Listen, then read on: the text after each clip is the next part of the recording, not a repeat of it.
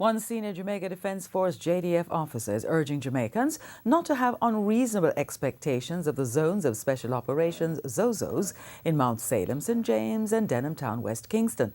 The ZOSOs have been touted by the government as an anti-crime measure. TVJ's Anthony Lugg reports. The zone of special operation has been very successful. Colonel Daniel Price speaking at a Kiwanis meeting in St. Andrew on Monday.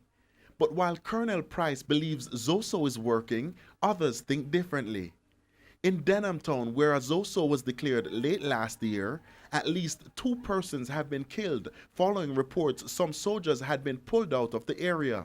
But despite those murders, Colonel Price insists the ZOSO is achieving its objective. There's been no significant problems in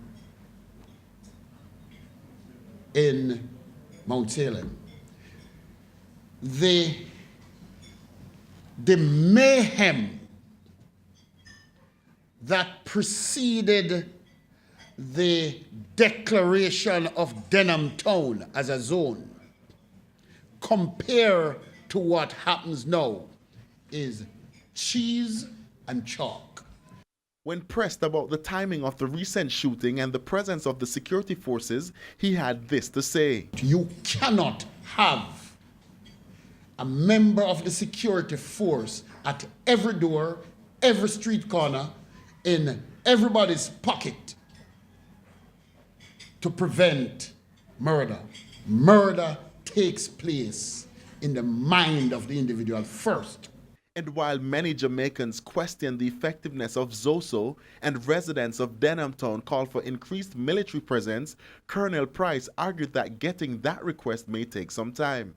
Let us not have unreasonable expectations. You cannot prevent a person inside their house who is intent on killing somebody inside there.